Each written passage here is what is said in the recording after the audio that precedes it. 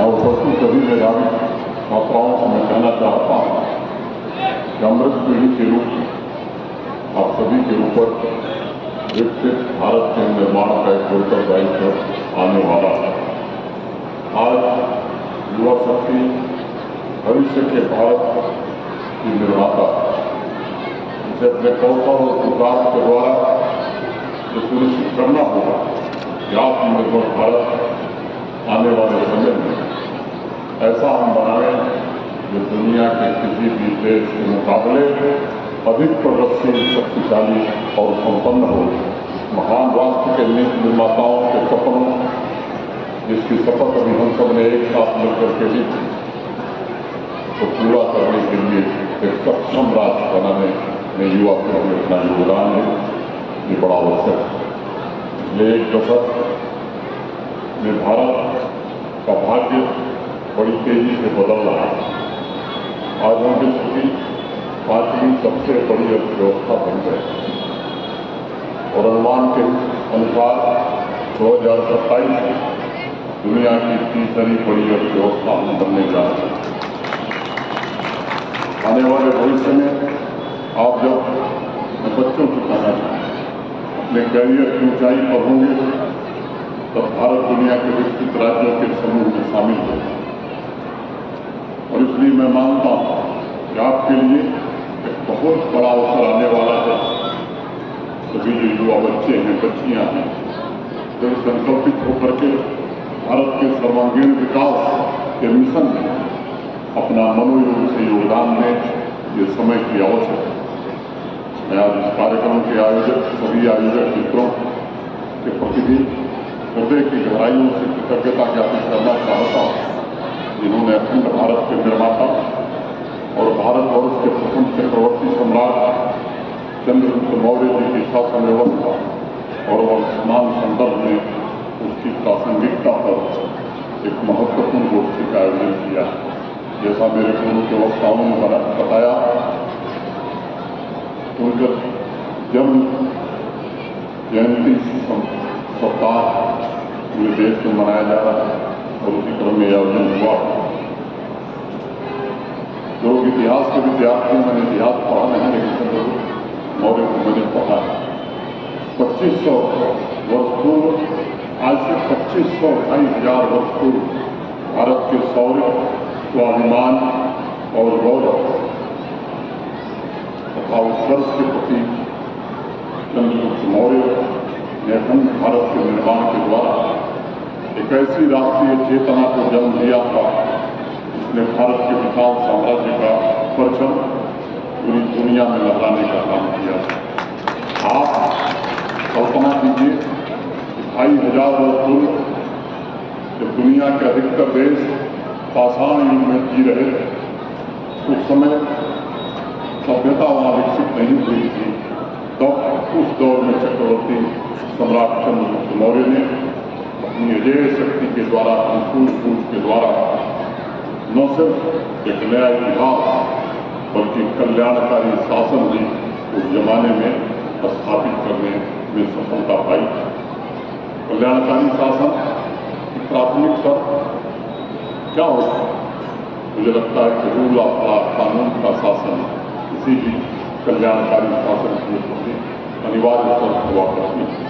और मुझे लगता है कि जो लोग इतिहास पढ़े वो जानते हैं इस बात। जिस तरह से चक्रवर्ती सम्राट चंद्रगुप्त जी ने रूल ऑफ लॉ अपने पूरे राज्य में स्थापित किया था, शायद दुनिया के इतिहास में कोई दूसरा उदाहरण सामने आता है। और लक्ष्य क्या था शासन का? समावेशी विकास, सबका विकास। प्राचीन काल से लेकर और वर्तमान समय अगर दुनिया के अर्थतंत्र के बारे में आप अध्ययन करेंगे तो आपको जानकर आश्चर्य होगा। एक कभी दुनिया में एक नया रिसर्च पेपर पब्लिश हुआ, उसका जिक्र मैं आपके समक्ष रखना चाहता हूँ। Organisation for economic cooperation and development, OECD के एक अर्थशास्त्री हैं एमएस मेडिसन। आज दुनिया में उनका बड़ा नाम है अर्थशास्त्र के क्षेत्र में। उनका एक रिसर्च पेपर भी पब्लिश हुआ है और उस दर्ज पेपर के अनुसार उस प्राचीन कालखंड में जब चंद्रगुप्त शासक थे, मौर्य साम्राज्य का वर्चस्व कायम था, उस समय वर्ल्ड जीडीपी मान दुनिया की जीडीपी में भारत का योगदान 33% था।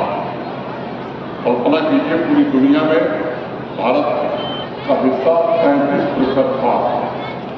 और उस समय जो दुनिया के विकसित देश, धनी देश माने जाते हैं, यूरोप के सारे देशों को एक साथ मिला दिया, उनका हिस्सा 11%।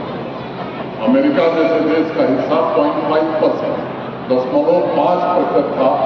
भारत उस जमाने में वहाँ था, वहाँ से हम यहाँ आए हैं। इस रास्ते या इस गिरावट पर भी हमें विचार करना होगा। पूरे यूरोप, अमेरिका, कनाडा जैसे देशों में सभ्यता, सामाजिक और आर्थिक व्यवस्था उस समय विकसित नहीं हुई थी उस स्तर पर, जिस स्तर पर भारत में विकसित हुई।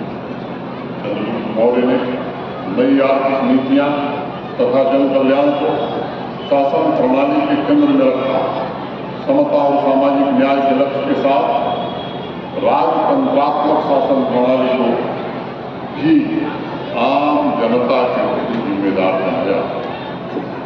चंद्रगुप्त मौर्य ने समावेशी विकास पर बल दिया, जिसमें बिना किसी भेदभाव के समाज के सभी वर्गों की उन्नति का मार्ग प्रशस्त हुआ था। चंद्रगुप्त मौर्य के जो गुरु थे चाणक्य के अर्थशास्त्र में चंद्रगुप्त के शासन की विशिष्टताओं का जिक्र आज भी मिलता है, उसका उल्लेख मिलता है। और मुझे स्मरण है, मेगास्थनीज का नाम आप में से अनेक लोगों ने सुना है। मेगास्थनीज ने भी इस बात का जिक्र किया, सम्राट चंद्रगुप्त मौर्य का उद्देश्य समृद्धशाली और शक्तिशाली भारत का निर्माण है। मित्रों, मैं मानता हूँ भारत के प्राचीन इतिहास में चंद्रगुप्त मौर्य पहले चक्रवर्ती सम्राट थे, जिन्होंने राष्ट्र प्रथम की नीति के साथ साथ सुशासन द्वारा ऐसे अखंड भारत का निर्माण किया जो पूरी दुनिया में सोने की चिड़िया कहा जाता है। उस शासन व्यवस्था का स्वरूप कौटिल्य के अर्थशास्त्र में भी दिखाई पड़ा। और कौटिल्य ने लिखा, प्रजा सुखे सुखराज प्रजाना चहिते हितम मात्म प्रियम हितम राजा प्रजाना प्रियम हितम। अर्थात प्रजा के हित में ही राजा का हित अंतर्निहित है। आपको प्रिय लगने वाले कार्यों को करना ये राजा का हित नहीं है, अपितु प्रजा के प्रिय कार्यों को करना ये राजा का हित है। और ये राजा को सदैव जनता के द्वारा भान कराया जाना चाहिए। उस तरह की व्यवस्था उस जमाने में था। मित्रों, चंद्रगुप्त मौर्य के बारे में तमाम इतिहासकारों ने लिखा। उनका अधिकतर समय जन कल्याण के कार्यों तथा जन संवाद में गुजरा। जो नीतियां बनती थी स्वतः नहीं बना, जन संवाद लोगों की राय लेकर के नीतियां बनाते थे। और चंद्रगुप्त के लिए स्वयं चाणक्य ने यह बात कही, जनता के हित में जितनी भी नीतियां बनती थी वह जन संवाद और जन चर्चा पर आधारित थी। गांधी जी ने भी तो यही बात कही। इस दौर में राजा तथा राजा की टीम मिलकर के भारत की व्यवस्था को बेहतर करती, उसे विश्व में सबसे महान और श्रेष्ठ बनाने का काम करती थी। जन कल्याण की भावना से चंद्रगुप्त मौर्य ने समृद्ध समाज की आधारशिला रखी और ये सुनिश्चित किया कि अखंड भारत समाज की उच्चाकांक्षाओं को पूरा करने में सक्षम हो। उस शासन व्यवस्था में 8 प्रमुख विभाग उस समय थे जब चक्रवर्ती सम्राट चंद्रगुप्त का शासन था। केंद्रीय प्रशासन, प्रांतीय प्रशासन, न्यायिक प्रशासन, राजस्व प्रशासन, गुप्तचर प्रशासन, सैन्य प्रशासन, सामाजिक कल्याण प्रशासन तथा सुधार प्रशासन। एडमिनिस्ट्रेटिव रिफॉर्म की बात जब दुनिया ने शब्द का नाम नहीं सुना, आज से 2500 साल पहले चंद्रगुप्त उनके शासन में इस व्यवस्था को जमीन पर उतारने का काम किया। इन आत्म शासन के मुख्य विभागों का लक्ष्य वैभवशाली भारत का निर्माण था तथा नागरिकों की जो अपेक्षाएं थी जन भागीदारी के आधार पर कैसे उसे पूरा किया जाए, पूर्णता को प्रदान किया जाए, ये उसका मुख्य आधार रहा। भौतिक विकास के साथ साथ आध्यात्मिक और सांस्कृतिक विकास, विज्ञान एवं कला पर विशेष रूप से ध्यान दिया गया ताकि समाज के मन में इसके कारण राष्ट्रीय चेतना की जागृत हो। हमारी संस्कृति कहती है उत्तिष्ठत जागृत प्राप्य वरम निबोधत, ज्ञान को त्याग करके अपनी आत्मिक शक्तियों को जागृत करो, यही हमारा धर्म है। आज अगर उस परिप्रेक्ष्य में आप विचार करेंगे, हम और आप सोचेंगे तो समाज में चेतना के उद्भाव ने अपनी गहरी जड़ें जमाई और सदियों बाद पुनः एक बार भारतवर्ष सोने की चिड़िया बनने की राह पर अग्रसर हुआ। सम्राट चंद्रगुप्त मौर्य ने राष्ट्र सर्वोपरि के जिस संकल्प के साथ जिस समृद्ध भारत, सशक्त भारत के निर्माण की नींव रखी थी, उसी सोच के साथ कोई भी विचारवान व्यक्ति ये महसूस कर सकता है कि पिछले 10 वर्षों में भी भारत उसी राह पर आगे बढ़ रहा है।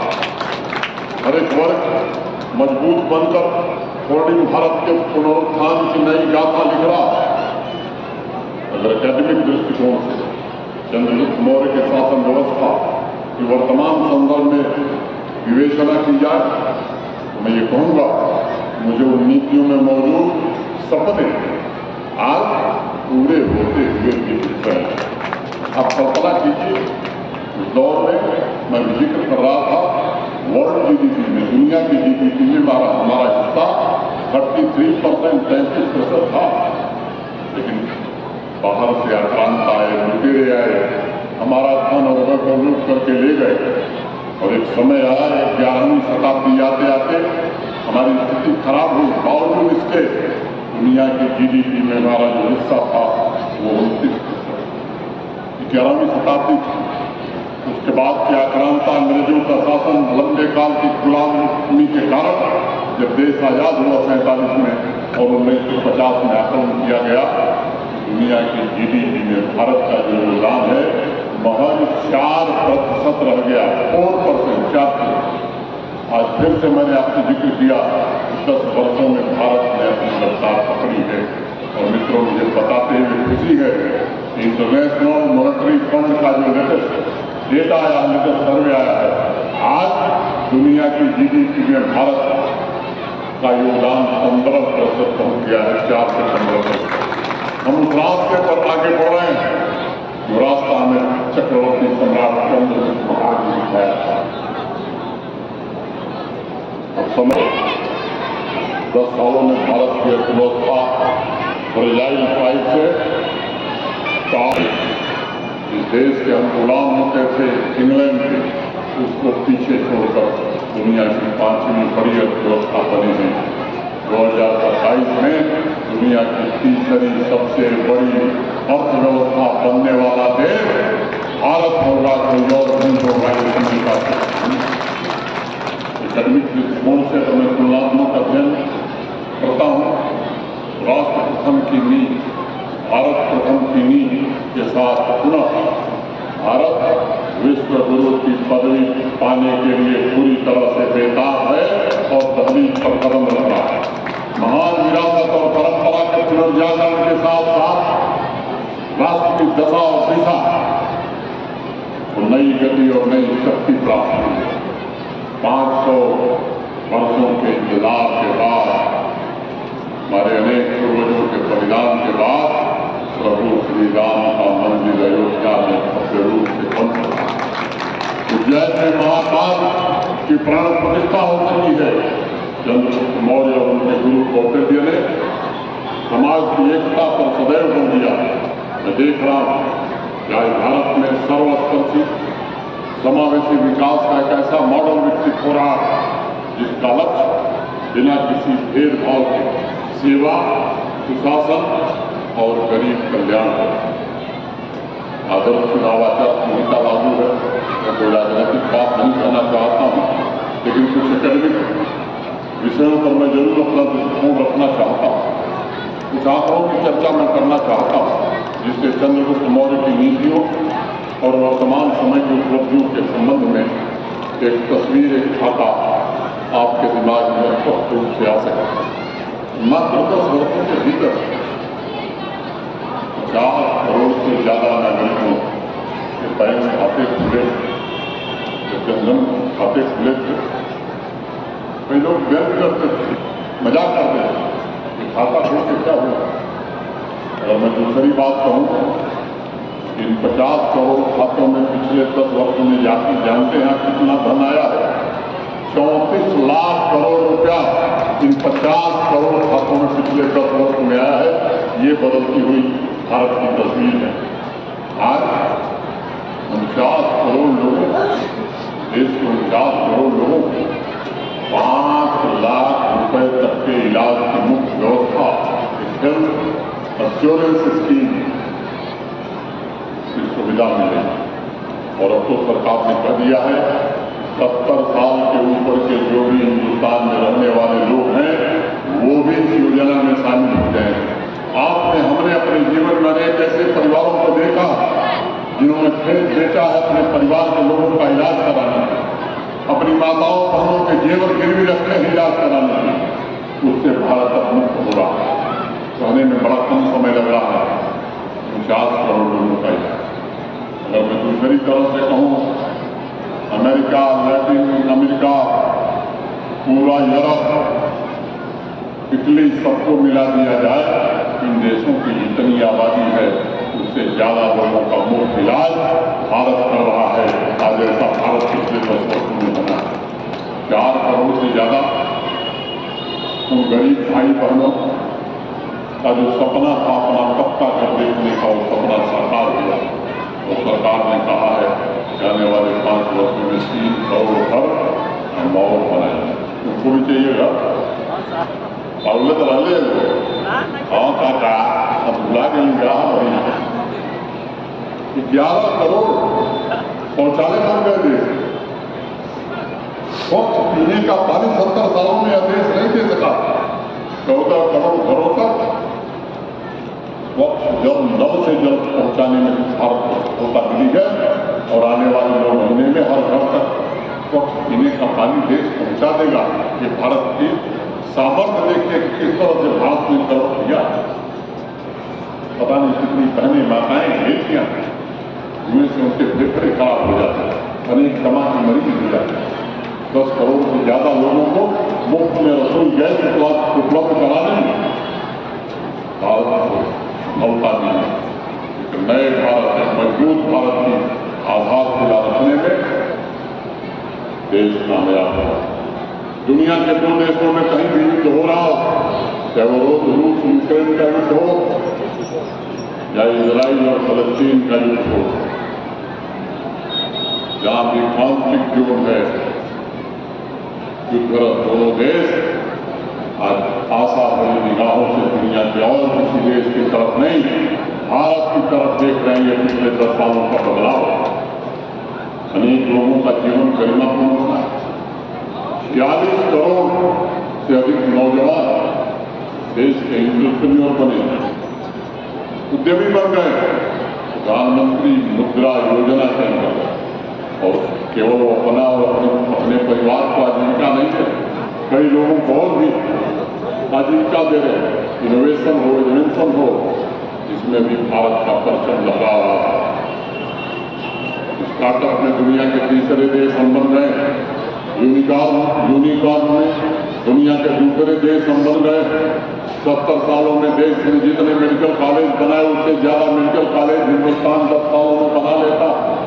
70 सालों में जितने एम्स, IIT और IIM बने थे, उससे ज्यादा प्रीमियर एजुकेशनल इंस्टीट्यूशन यह देश 10 वर्षों में बना लेता है। ये नया भारत है। इस भारत में हम और आप जी रहे हैं। इस भारत ने संकल्प लिया है 47 तक विकसित भारत बनने का।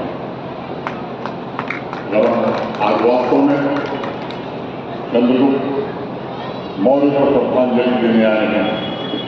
सही श्रद्धांजलि यही होगी।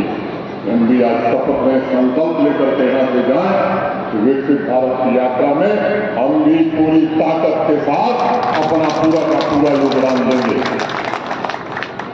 में विघटनकारी शक्तियों को पराजित करना बड़ा आवश्यक है। शक्तियां अभी भी विद्यमान है हमारे और आपके बीच, जो समाज को बांटने का काम करती हैं। उन शक्तियों के खिलाफ समाज का भी नैतिक दायित्व है कि एकजुटता के साथ उठ खड़ा हुआ जाए। और अब तो देश में 4 ही जातियां रह गई। जातिवाद समाप्त हो, इसकी एक मुहिम चल रही है। नौजवान, किसान, नारी, गरीब और कमजोर वर्ग देश में मुख्यतः यही 4 जातियां रह गई। इन 4 जातियों के लिए विकास के नए लक्ष्य देश निर्धारित कर रहा, विकास के नए नियम देश अब बना रहा है और इनके सपनों को पूरा करने में पूरी सामर्थ्य भी देश लगा है। और विश्व वैश्विक मंच पर, दुनिया के मंच पर भारत की ताकत का लोहा हर देश मानने लगा है। आतंकवादियों को उनके घर में घुस करके भारत सफाया करने का मामला पिछले 10 वर्षों में पैदा किया। अभी किसी मित्र ने मेरे पूर्व जिक्र किया कि 370 हटाने का संकल्प और साहस जिस भारत ने पिछले 10 वर्षों में भी किया। जिस लाल चौक पर कभी आतंकवादियों की गोली चलती थी, आज वहां तिरंगा फहराने वालों की कतार कभी खत्म नहीं हुई। भारत सुरक्षित हुआ। जब नक्सली हिंसा की बात करें हम या आतंकवाद की बात करें, दोनों क्षेत्रों में जिस तरह का काम हुआ है, आम नागरिक सुरक्षित महसूस कर रहा है। उस दृष्टिकोण से अगर आप विचार करेंगे तो आज भारत की तरफ आंख उठाकर देखने की हिम्मत तक किसी देश की नहीं है। यही तो सपना रहा होगा चंद्रगुप्त मौर्य का। भारतवर्ष एक जीवन को सुरक्षित, सहज, सुगम बनाकर मजबूत राष्ट्र के संकल्पों को सिद्ध करने की दिशा में आगे बढ़ रहा है।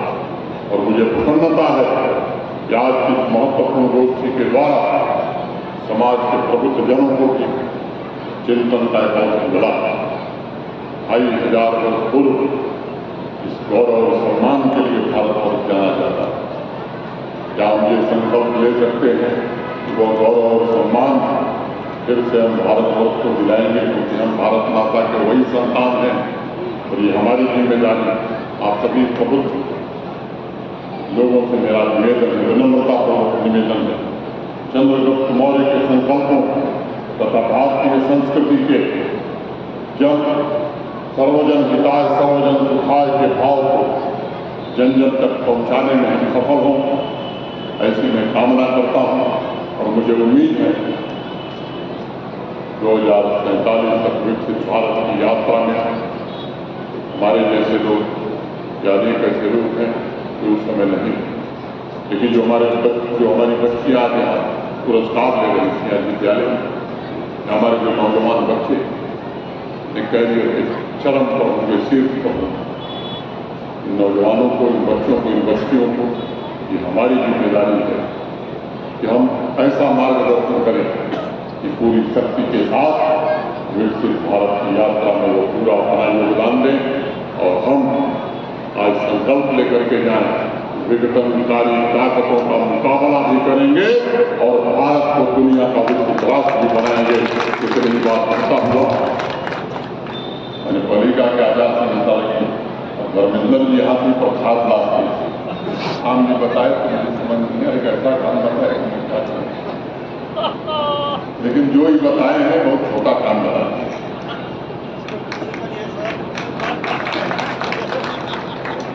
तो अकलमंदे इशारा खराब थी, समय आने दीजिए, चिंता की जाएगी। मैं फिर से आयोजन से जुड़े सभी मित्रों के प्रति हृदय से आभार व्यक्त करना चाहता हूँ। आने में मुझे 2 घंटा विलंब हुआ, इसके लिए आपका क्षमा चाहता हूँ। और यहाँ से अभी आगे मेरे 3 कार्यक्रम और हैं, वहाँ भी विलंब होगा, इसलिए फिर से एक बार सबके प्रति कृतज्ञता ज्ञापन करते हुए और चंद लाइनें एक शेर सुना करके अपनी बात खत्म करूँगा। सुना दी ना, रोज तारों को नुमाइश में खलल पड़ता है, रोज तारों को नुमाइश में खलल पड़ता है, चांद पागल है अंधेरे में निकल पड़ता है। रोज पत्थर की हिमायत में गजल लिखते हैं मिश्रा जी, आपके लिए रोज पत्थर की हिमायत में गजल लिखते हैं, रोज शीशे से कोई काम निकल पड़ता है। उसकी याद आई है सासों जरा धीरे से, उसकी याद आई है, मास्टर टाइम नहीं लगाया हुआ, उसकी याद आई है सासों जरा धीरे चलो, धड़कनों से भी इबादत में खलल पड़ता है, धड़कनों से भी इबादत में खलल पड़ता है। बहुत बहुत धन्यवाद, नमस्कार, जय हिंद।